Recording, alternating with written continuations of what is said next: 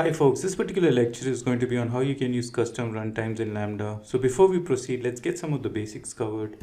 So whenever you create a custom runtime in Lambda, there are two files that you need to create. You need to create the bootstrap file. So the bootstrap file is basically the entry to your custom Lambda.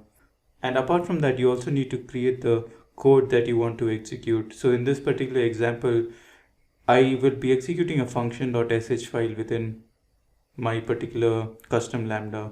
Of course, this could vary based on what particular custom runtime you want to execute. So for example, if it's a Perl file, it would be a function.pl.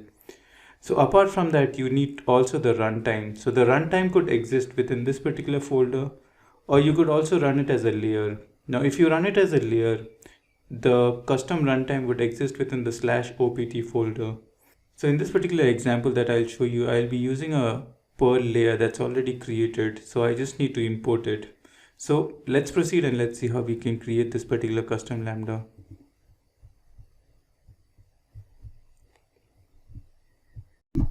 So let's start by creating a Lambda function in our application. So you can click on your function, author from scratch.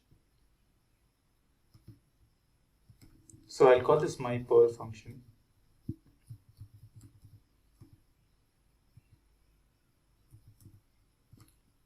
So I'll choose a custom runtime here. You can either choose for Amazon Linux 1 or Linux 2. I'll choose for the Linux one. I'll click on create function.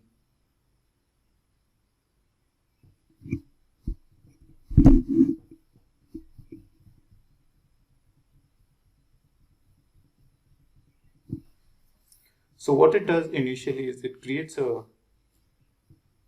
bootstrap and a hello.sh file for you. So let's look at the bootstrap file first. So the bootstrap file is just a shell script which keeps invoking every time you invoke your particular Lambda. So let's go look at the particular shell script.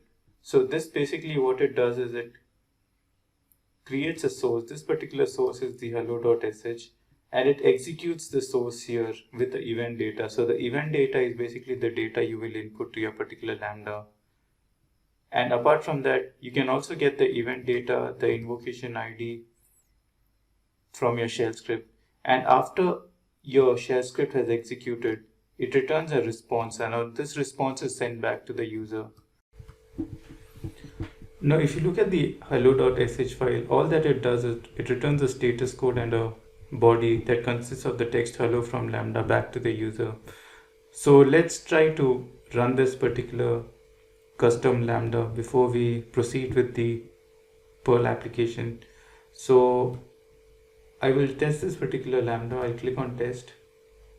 So what it does is it just returns the status code and the body. The body is the hello from Lambda for the hello.sh. So now that we've done this, let's get our Perl application up and running. So before we proceed, let's get our runtime.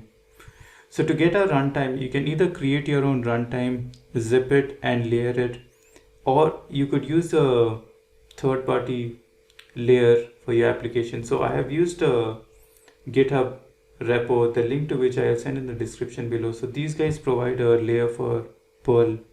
So I'll be using this particular Perl layer for my application. So all that you need to do is you need to just copy this ARN.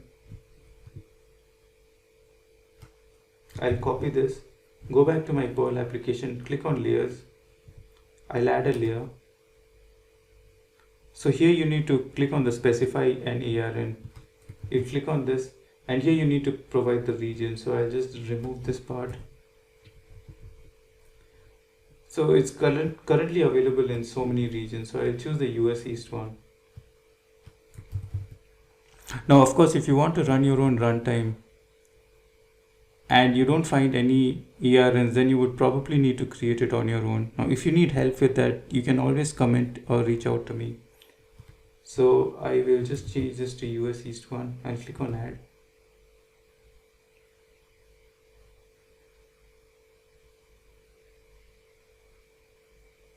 Okay, so now that you've got your layer ready, let's remove the hello.sh and let's make this into a Perl script. So let's get a hello world Perl script and let's see how that looks like.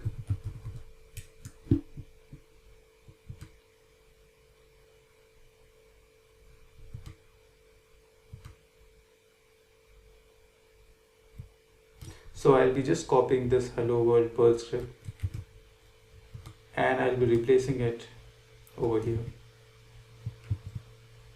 And I'll change this from hello.sh to hello.pl. So I'll rename this.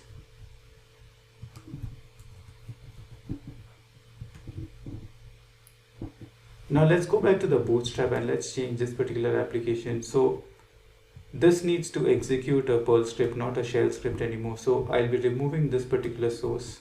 And now I need to change this particular line as well. So in this particular line, instead of running the shell script, what I'll be doing is I'll be running the Perl script. So first you need to point to the Perl script runtime. So the Perl script runtime is within the opt/bin/perl. So this is where the runtime resides, and then I need to provide the name of my file, which is the hello world hello.pl. So I'll be changing this to hello.pl. I'll be deploying this. And if I click on test, I get a hello world back from the user. So this is basically the same hello.pl that I just run. So I'll make some changes to the text here. So what I'll be doing is I'll be outputting the arguments that I had sent as the input. So if you look at the arguments would be key1 and hello. So this would be sent back as the output. So let me just deploy this once. And let me run this. So you can see that the output is key1 hello. So this is how you use your custom runtime in Lambda. And if you have any doubts, please do get in touch with me and do not forget to like and subscribe. Thank you.